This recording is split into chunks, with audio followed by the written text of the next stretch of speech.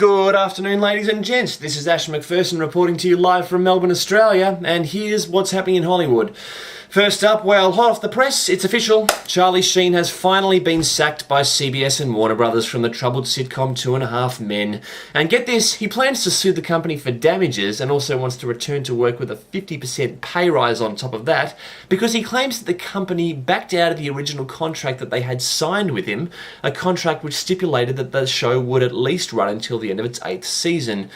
But they pulled the show before the end of its 8th season, and Charlie thinks that's a little bit unfair. Oh, poor Charlie. Ouch. Ouch, Charlie. Ouch. Mind you, and this is just my 2 cents here, in the defence of Warner Brothers, I believe they would also be able to argue that Mr. Sheen also pulled out of his part of the contract, thereby rendering the terms of the contract null and void, given that, standard employment contracts generally require the employee to actually,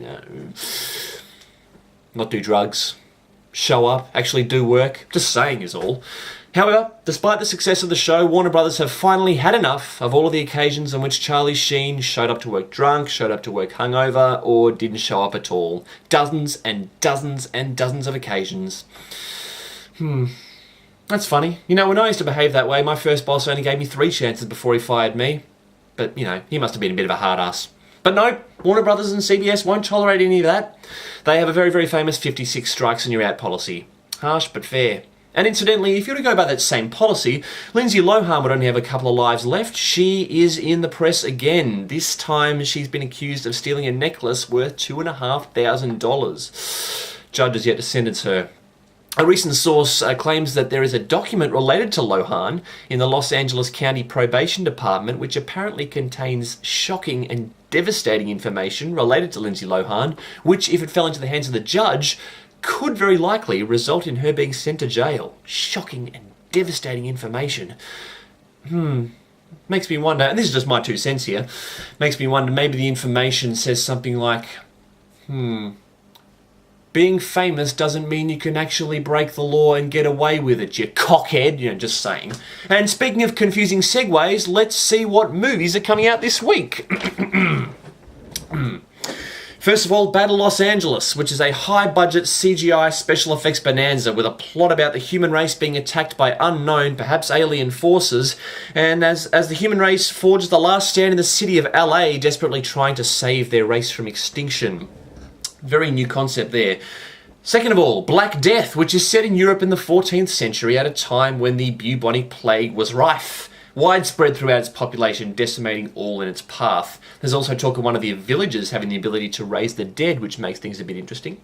And a movie called Kill the Irishman, which is based on the true story of a bloody turf war which took place in the heart of Cleveland during 1976 between 2 mobs, and from all accounts is an R-rated gore fest. So, not a lot of family viewing available at the cinemas this week. I guess if you've got kids and you're looking for some way of occupying them, maybe take them somewhere else other than the movies. Doesn't look like there's anything for them. Oh no, hang on. I was wrong. There's a movie version of Red Riding Hood. Perfect. And here it is here.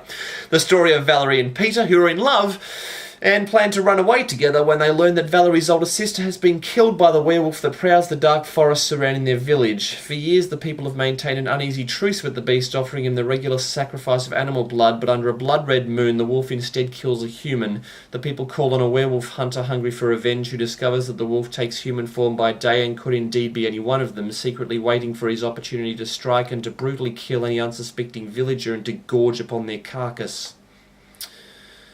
So yes, something for the kids after all. Yes, lots of fun there, yes. Well, that's all we've got time for this week. I'll see you next week on What's Happening in Hollywood. Until then, this is Ash McPherson saying good night, sleep tight, and kids, don't let the bedbugs feast upon your flesh. Good night!